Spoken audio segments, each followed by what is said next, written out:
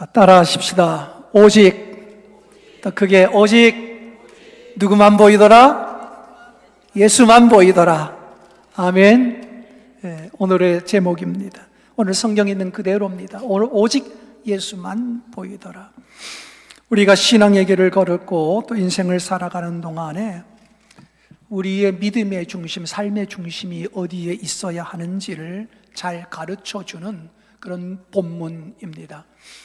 오늘 우리가 읽은 이 성경 본문은 마태, 마가, 누가 세 성경에 다 공통되게 적혀 있습니다.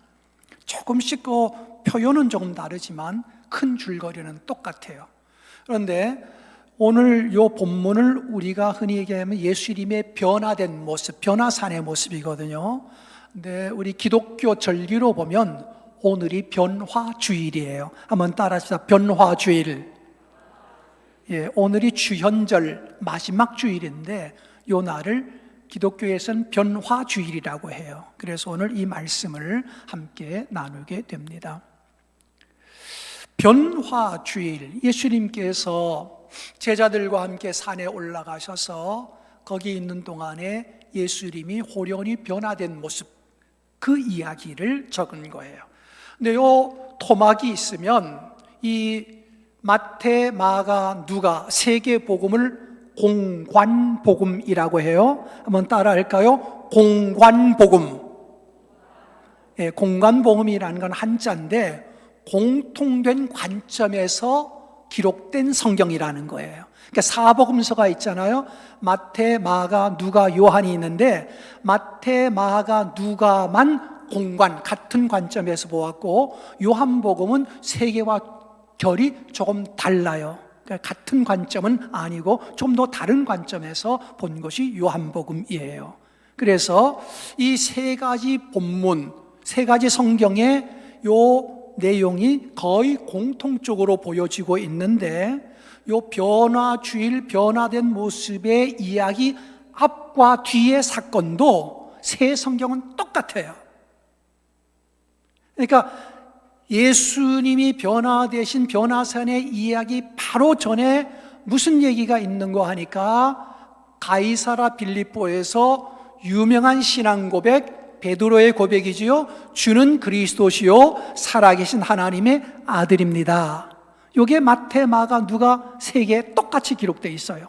그 다음에 변화산 사건이 있고 그 다음에 또 다음에 따라 나오는 사건이 있는데 이것도 세 성경이 똑같은 순서로 적었어요. 그건 바로 귀신 들린 아들 때문에 그 아버지가 예수님께 와서 내 아들 좀 고쳐주세요 하고 주님께 요청을 하는 그 이야기입니다. 그러니까 요 이야기의 순서가 세 개의 복음이 똑같다는 것은 그 의미를 우리에게 좀 깊이 생각해 보게 하는 그런 대목이라고 생각이 됩니다.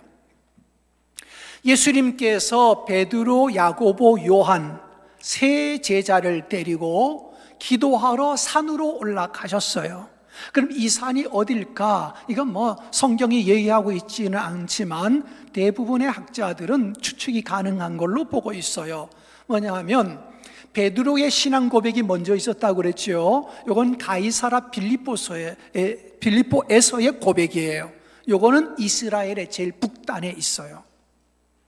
제일 북단. 저도 이 가이사라 빌립보를 방문했댔습니다.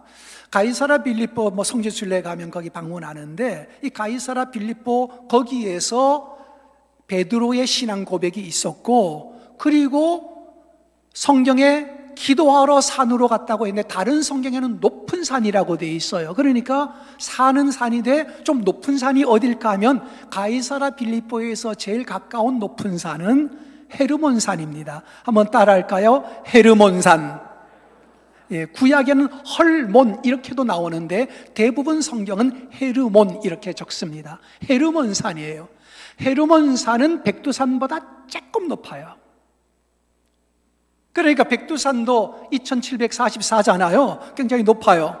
그런데 헬몬산은 그거보다 조금 높아요. 2800 초반이에요. 그렇게 되니까 헬몬산은 만년설이 있어요. 늘 1년 내내 눈이 거기 이렇게 있는 높은 산이에요. 그러니까 아마 예수님께서 높은 산으로 가셨다면 그 산이 아닐까 그런 생각을 합니다. 어떻든 그 높은 산에 오르셔서 기도하시는 가운데에 예수님의 모습이 호련히 변화되었어요. 그 용모가 변화되었고 예수님께서 입으신 옷이 그렇게 빛난 광채가 나는 거예요. 사람이 빨래를 해도 어떻게 빨래를 해도 그렇게 빛나게 빨래할 수 없을 만큼 완전히 그 옷이 변화되었고 얼굴에는 해같이 광채가 났다고 되어 있어요. 그래서 우리 찬송가에도 주님의 얼굴 영광이 뭐같이 빛나네? 해같이 빛나네. 그 찬송이 있잖아요, 그죠? 예. 주님의 얼굴 영광이 해같이 빛나네, 해같이 빛나네. 주님의 얼굴이 해같이 빛나게 되는 그 광경입니다. 그런데 마침 그때는 예수님께서 3명의 제자를 데리고 올라갔는데 3명의 제자는 깊이 졸도라고 되어 있어요. 하여튼 제자들은 잠 잘 자요. 잠 잘 자. 깊이 졸고 있었어요. 그러다 깊이 조는 사이에 예수님이 산에 계셨고 거기에 모세와 엘리야라는 이미 세상을 떠난 두 지도자가 예수님과 함께 셋이 서 있는 거예요. 셋이 서서 두런두런 얘기하고 있는데 거기에 보면 얘기의 주제가 뭐냐 하면 이 모세와 엘리야가 나타나서 이제 얼마 안 있어 예수님이 예루살렘에서 죽으실 것에 대한 이야기, 다시 말하면 예수님의 십자가의 죽음이 주제가 되어서 지금 얘기가 되고 있는 거예요. 그런데 제자들은 뭐 하고 있었다고요? 깊이 졸고 있어서 무슨 얘기를 하는지 모르는 거예요. 무슨 얘기를 하는지 모르는데 그러다가 졸다가는 눈을 번쩍 떠보니까 자기 앞에 예수님도 계시지만 누구도 와 있어요? 모세와 엘리야가 와 있는 거예요. 그러니까 여러분 자다가 눈 떠보니 그런 광경이 보이면 잠이 어떻게 될 것 같아요, 여러분? 잠이 확 달아나죠, 그렇죠? 그래 오늘 성경도 그 얘기를 해요. 잠이 확 달아나는 거예요. 이게 뭐야 도대체? 이게 무슨 현상이야? 졸다가 깨보니까 이상한 게 보이네.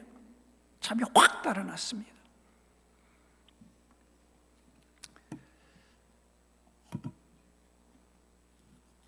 그래서 32절에 보면 깊이 졸다가 온전히 깨어나면 정신이 번쩍 들었다는 거죠.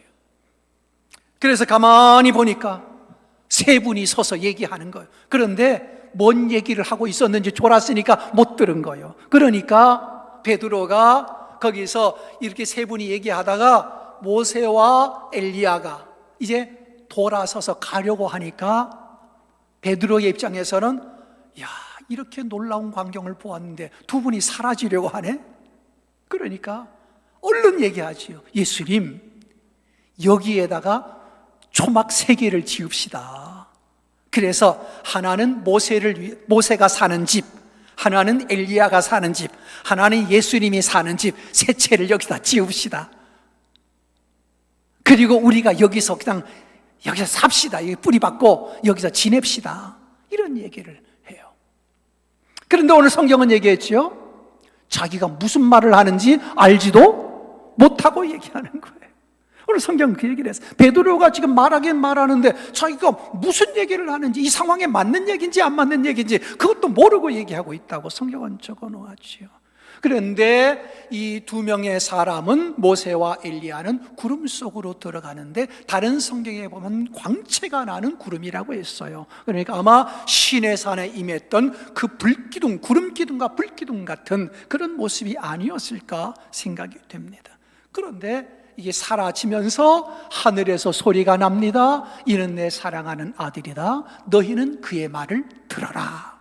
그 얘기를 듣게 되지요. 오늘 이것이 변화산에서 있었던 그 사건의 줄거리입니다.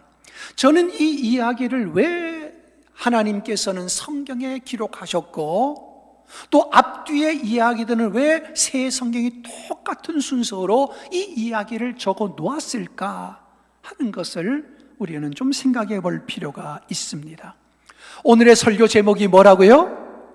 오직 예수만 보이더라. 왜 하나님께서는 오직 예수만 보이게 하셨을까 하는 거예요. 나는 이게 굉장한 의미가 있다고 봅니다.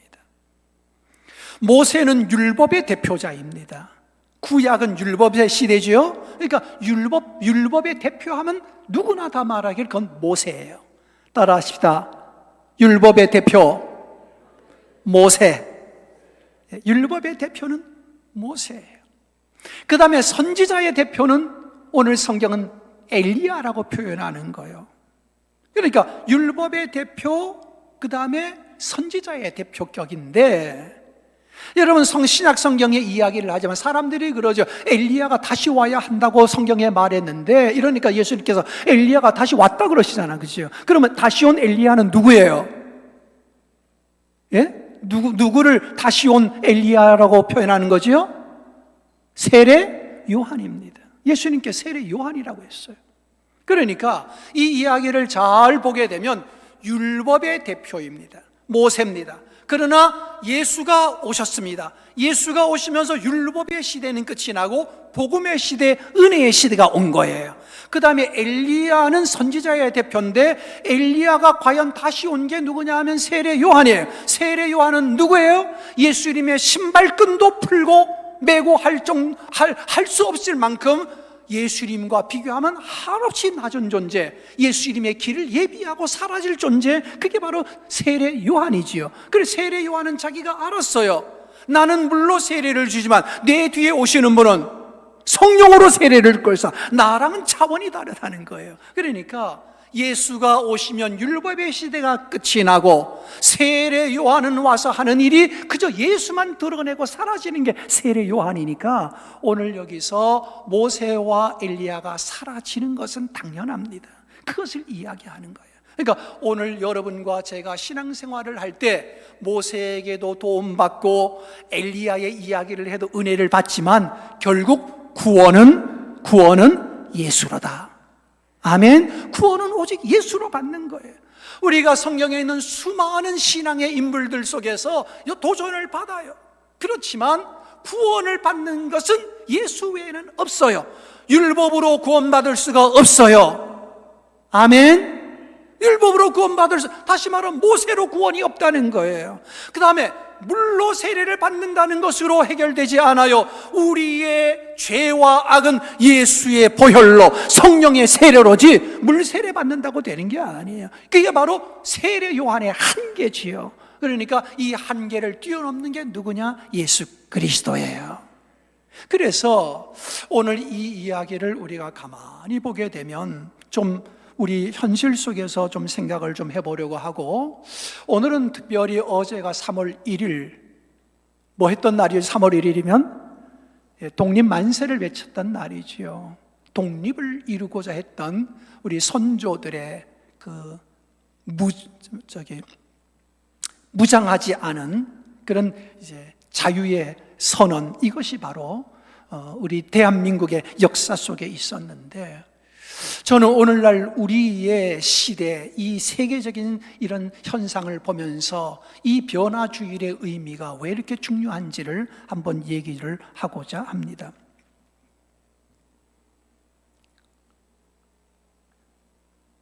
인간의 조건이라는 책이 있는데, 한나 아렌트라는 여자분이 쓴 책이에요. 이분은 예루살렘의 아히히만이라는 책도 썼어요. 예루살렘의 아히히만, 그 책 내용은 영화로도 나와 있어요. 영화에도 예루살렘의 아히히만이라는 영화가 있어요. 저는 이 영화를 여러분이 한 번은 꼭 좀 봤으면 좋겠어요. 아히히만이라는 사람은 누구냐 하면 히틀러의 명령을 받아서 유대인들을 잡아 죽이는 일에 앞장을 섰던 사람이에요. 나중에 이 사람이 독일이 전쟁에 패하면서 도망을 쳐서 평범한 사람으로 속이고 살아가고 있는데, 이스라엘이 그 추적을 해서 아히히만을 붙잡습니다. 평범하게 자기 신분을 속이고 살고 있는 아히히만을 잡아서 예루살렘으로 끌고 와서 법정에 세웁니다. 그런데 법정에 세워서 이 법정 재판을 하는 과정을 이 한나 아렌트가 봅니다. 한나 아렌트는 독일 출신이고 독일에서 출생한 유대인입니다. 그러면서 참 어려운, 자기 유대인들이 얼마나 어려움을 겪는지를 독일의 땅에서 본 거지요. 독일인이지만 독일인 같지 않은 그런 모습이죠. 그런데 거기서 한나 아렌트가 본 것이 인간의 조건 속에서 악의 평범성을 보는 거예요. 따라하십시다. 악의 평범성. 악이란 것이 대단히 정말 악마 같은 사람이 악을 저지르는 게 아니라는 거예요. 우리도 가끔 뉴스에 나오면은 어떤 사람이 어떤 일을 했다 하는데 동네 사람들이 볼 때는 뭐라 그래요? 아이고, 그 사람은 그냥 동네 슈퍼 왔다 갔다 했는데요. 아이고, 그래, 동네 사람 보면 인사도 꾸벅꾸벅 잘하던 청년이었는데요. 예, 맞습니다. 처음부터 뿔 달리고 이상하게 그런 것도 혹시 그런 사람이 있을지도 모르지만 대부분 우리 곁에 사는 사람들이에요. 그냥 그런 사람일 줄 몰랐던 거죠. 평범하게 우리랑 똑같이 생활하는 거예요. 한나 아렌트가 본 것이 그겁니다. 아히만이라는 사람이 유대인들을 그렇게 약살하는 데 앞장섰는데 이 사람은 특별하게 이상한 사람일 거라고 생각했는데 가만히 보니까 우리와 똑같더라는 거예요. 밥 먹고 잠자고 자기 가족들 사랑하고 자기 애들 귀여워하고 클래식 음악을 듣고, 아니 이런 사람이 어떻게 사람을 죽이냐. 예, 그런 사람이 죽이는 겁니다. 악의 평범성입니다. 그러면서 이 한나 아렌트가 인간의 조건에서 참 중요한 얘기를 해요. 인간들이 어떻게 이렇게 되었는가, 그 근원을 지금 파헤쳐 올라가는 거지요. 이 근원을 파헤치고 올라가 보게 되면은 인간에게 뭐가 있냐? 근본 악이 있더라는 거예요. 한번 따라합시다. 근본 악. 예, 아주 뿌리가 깊은 악이 있더라는 거예요.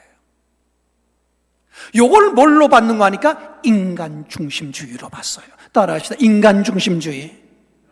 예, 인간 중심주의가 깊은 악의 뿌리더라는 거예요. 다시 말하면 독일이라는 나라는 정말 지성적인 나라거든요. 현대 근대의 철학자들은 다 굵직굵직한 철학은 거의 독일에서 나왔어요. 대학 학문의 수준도 굉장히 높지요. 그런데 그 나라가 어떻게 유럽 전체를 갖다 파괴하며 그 주변에 있는 나라를 다 때려부수고 사람들 죽이며 유대인들은 그렇게 끌어다가 아우슈비츠에서 그렇게 살해를 하고 그렇게 사람을 죽일 수 있을까? 어떻게 지성의 나라, 철학의 나라, 학문의 나라, 왜 사람들은 그럴까? 그런데 히틀러가 그런 일을 할 때 대부분의 독일의 지성인들은 박수를 쳤습니다. 잘한다, 잘한다, 잘한다. 물론 본 회퍼라는 목사님은 절대로 이건 안 된다 하고 그렇게 하다가 순교를 당하고 말지만 그런 사람은 소수였고요. 대부분의 지성인들과 대부분의 교회 지도자들은 히틀러에게 큰 박수를 쳤습니다. 잘한다, 잘한다고.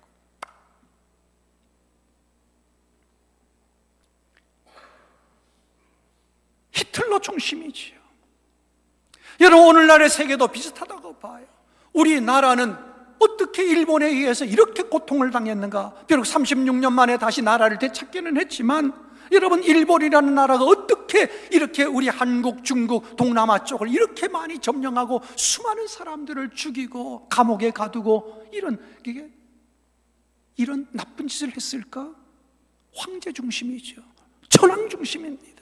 인간 중심이 딱 되고 말하니까 천황을 위해서라면 목숨도 바치고 뭐든지 다 할 수 있는 것이에요. 인간 중심입니다.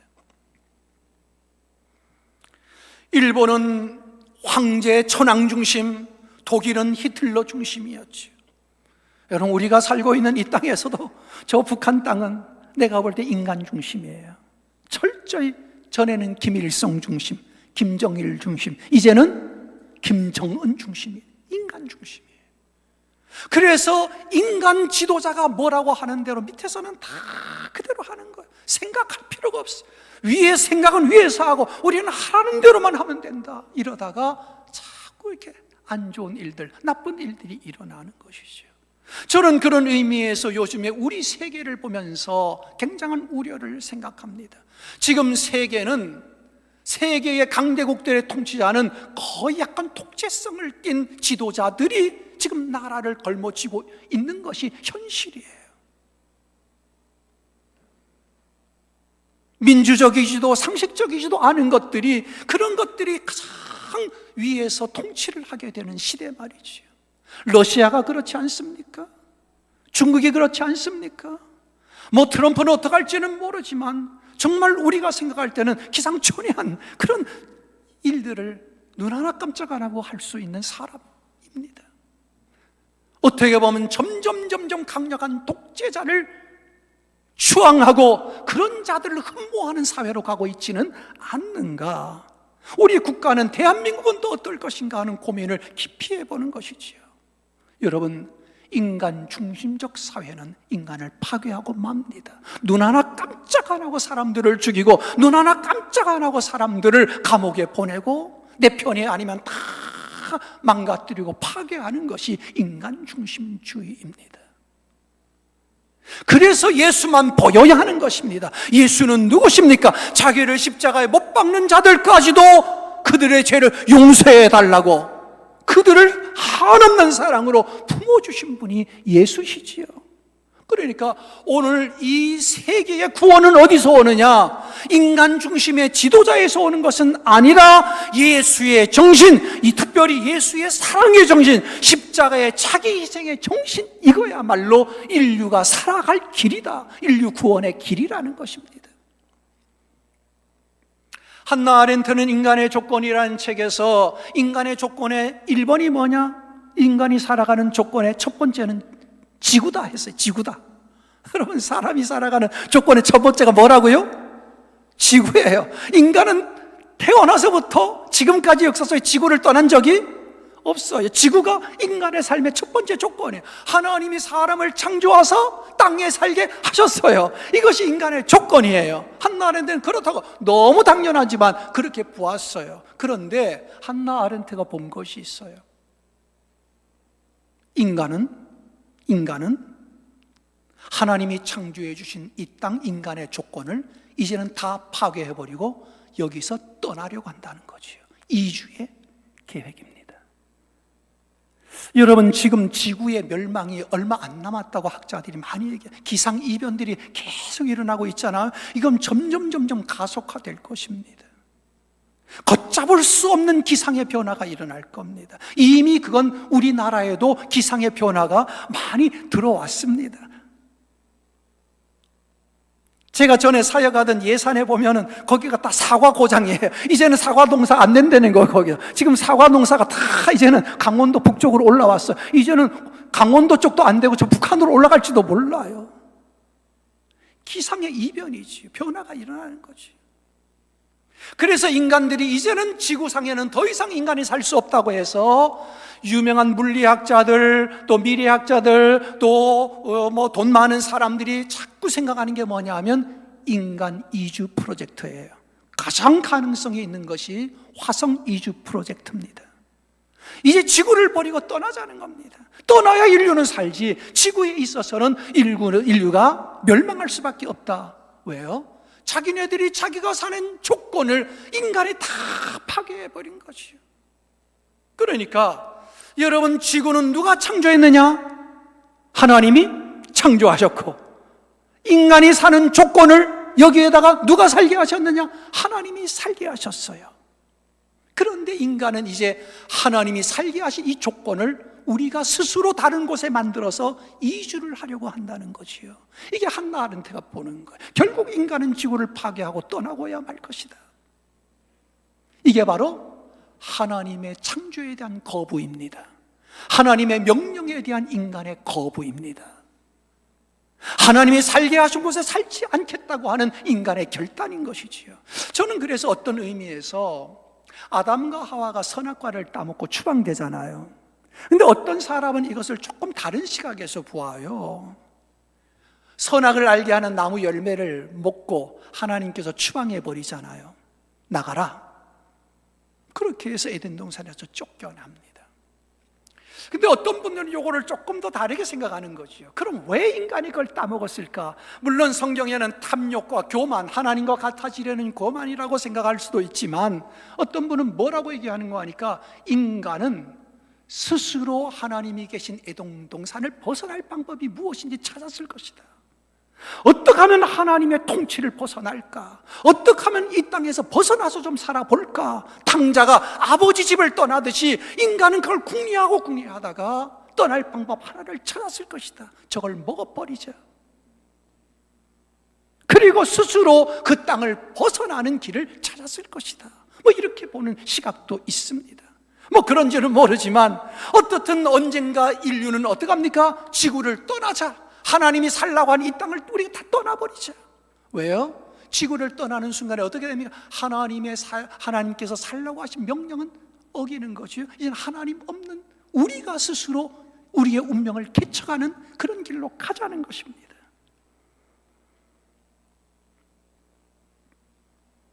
그래서 이 인간 중심주의는 결국은 하나님을 거부하고 하나님이 명령하신 모든 것을 어기고 하나님이 하라는 반대 방향으로 인간은 출구를 찾을 것이다.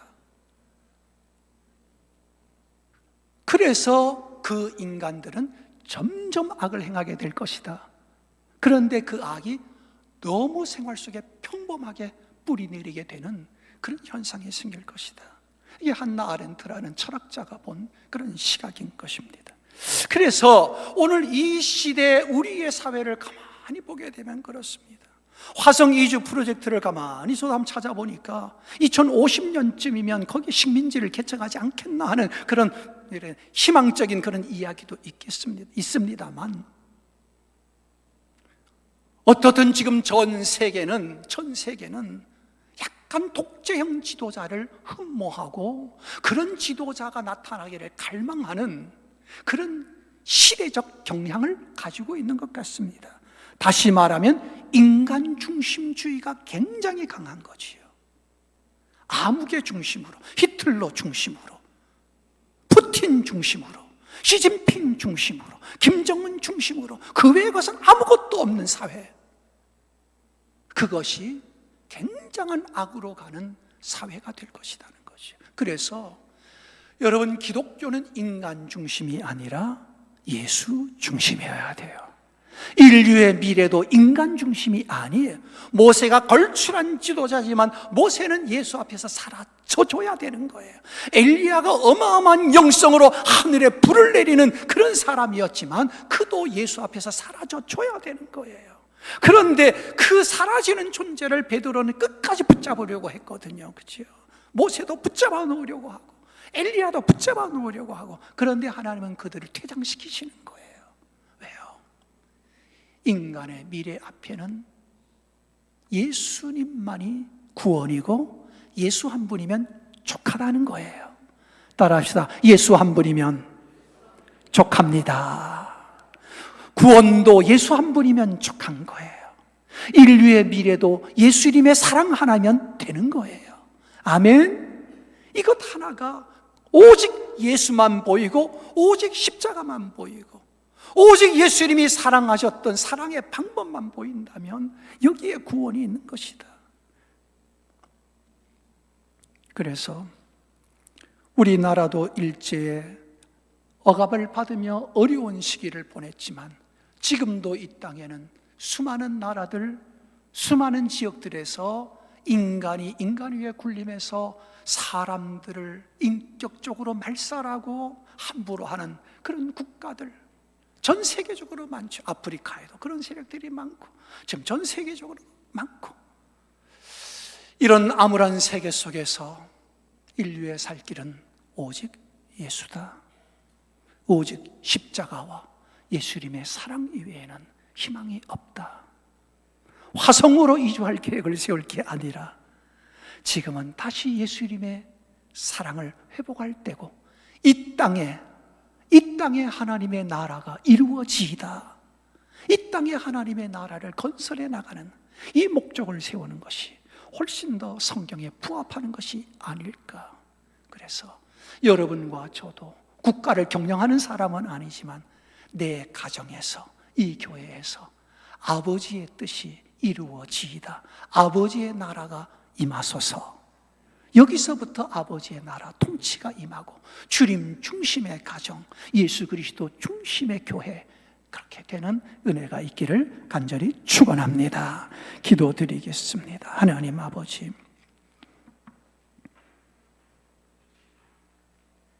전 세계는 지금 독재자를 갈망하고 있습니다. 강력한 권력으로